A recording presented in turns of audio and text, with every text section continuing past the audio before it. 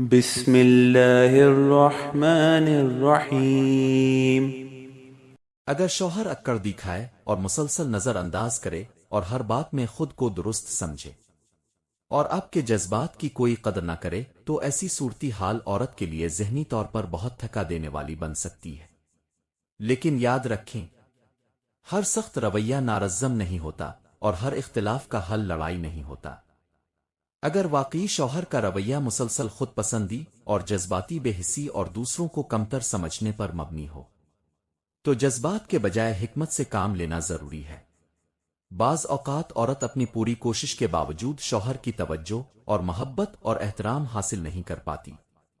وہ جتنا زیادہ سمجھانے کی کوشش کرتی ہے اتنا ہی زیادہ اسے نظر انداز کیا جاتا ہے۔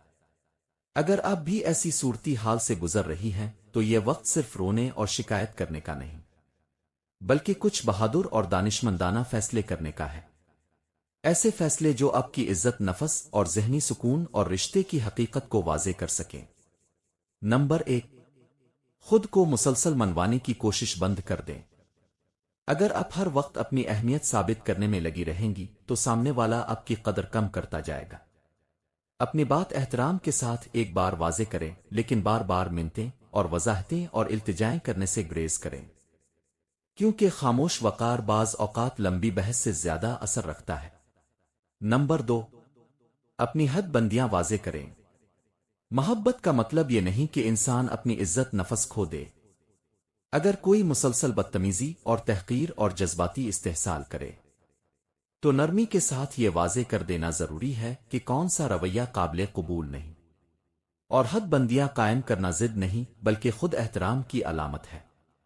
نمبر 3، اپنی شخصیت کو دوبارہ زندہ کریں۔ کئی خواتین پورا وجود صرف اپنے رشتے میں کھپا دیتی ہے اور اپنی صحت، علم اور شوق، عبادت اور ذاتی ترقی پر توجہ نہیں دیتی۔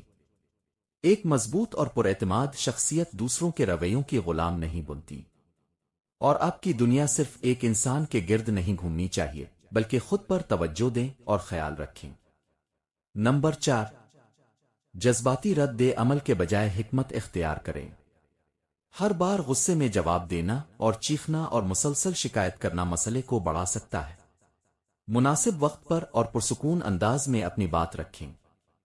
اگر سامنے والا سننے کے لیے تیار نہ ہو تو بحث کو طول دینے کے بجائے اپنی توانائی محفوظ رکھیں۔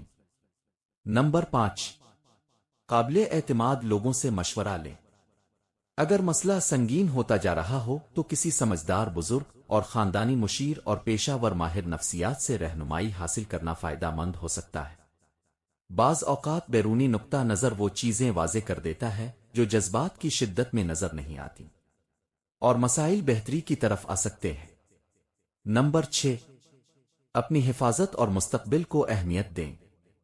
اگر جذباتی رویہ نفسیاتی اور مالی اور جسمانی تشدد میں تبدیل ہو رہا ہو تو معاملے کو معمولی نہ سمجھیں۔ اپنی سلامتی اور قانونی حقوق اور بچوں کی فلاح کو سنجیدگی سے مد نظر رکھیں۔ کسی بھی رشتے میں عزت اور تحفظ اور سکون بنیادی ضرورت ہے، احسان نہیں۔ ہر رشتہ صبر مانگتا ہے، لیکن صبر کا مطلب خود کو مٹا دینا نہیں ہوتا۔ ایک دانشمند عورت نہ تو جلد بازی میں گھر توڑتی ہے اور نہ ہی ظلم کو اپنی تقدیر سمجھ کر خاموش رہتی ہے۔ وہ دعا بھی کرتی ہے اور کوشش بھی کرتی ہے، اور ضرورت پڑنے پر اپنے وقار کے تحفظ کے لیے مضبوط فیصلے بھی لیتی ہے۔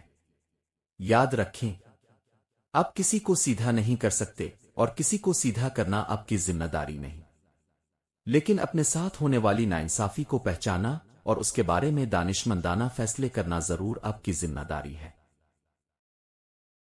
بعض اوقات انسان بدل جاتا ہے اور بعض اوقات ہمیں اپنے رویے اور اپنی حد بندیوں اور اپنی ترجیحات کو بدلنا پڑتا ہے تاکہ زندگی زیادہ متوازن اور پرسکون ہو سکے۔ خاموشی ہمیشہ کمزوری کی علامت نہیں ہوتی، بعض اوقات انسان اس لیے خاموش رہتا ہے کیونکہ وہ جان چکا ہوتا ہے کہ ہر سچ ہر کان سننے کے قابل نہیں ہوتا۔ جو لوگ ہر وقت دوسروں کو نیچا دکھانے کی کوشش کرتے ہیں دراصل وہ اپنے اندر موجود کمزوریوں کو دوسروں کی نظروں سے چھپانا چاہتے ہیں۔ زندگی میں سب سے بڑی کامیابی یہ نہیں کہ لوگ آپ کی تعریف کریں، بلکہ یہ ہے کہ آپ کا ضمیر آپ کے کردار پر مطمئن رہے۔ بعض رشتے محبت کی کمی سے نہیں ٹوٹتے بلکہ احترام کی کمی انہیں آہستہ آہستہ اندر سے کھوکھلا کر دیتی ہے۔ جو شخص اپنے غصے پر قابو پا لیتا ہے وہ دراصل اپنی زندگی کے بہت سے طوفانوں کو شروع ہونے سے پہلے ہی روک لیتا ہے۔ وقت ہر انسان کو بدل دیتا ہے، لیکن اصل دانشمندی یہ ہے کہ تبدیلی کے باوجود انسان اپنے اخلاق اور اصولوں کو نہ کھوئے۔ دوسروں کی غلطیوں کو معاف کرنا آسان ہے، لیکن اپنی غلطیوں کو تسلیم کرنا ایک مضبوط اور بہادر انسان کی نشانی ہے۔ جس دل میں شکر گزاری پیدا ہو جائے وہاں محرومیوں کا احساس کم اور نعمتوں کا احساس زیادہ ہو جاتا ہے۔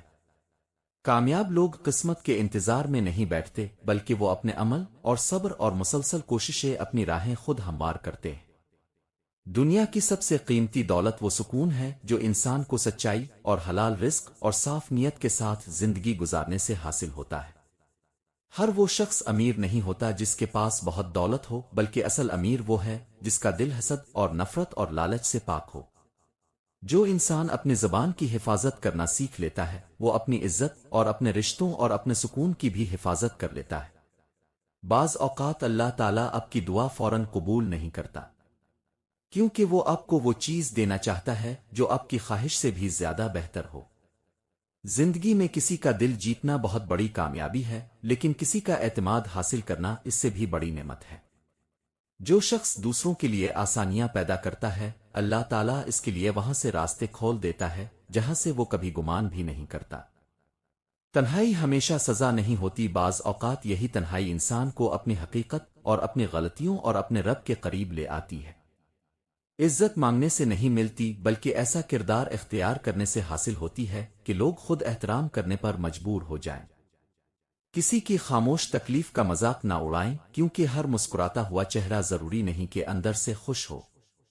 زندگی کا سب سے خوبصورت سبق یہ ہے کہ انسان دوسروں کو بدلنے کے بجائے خود کو بہتر بنانے کی کوشش کرے۔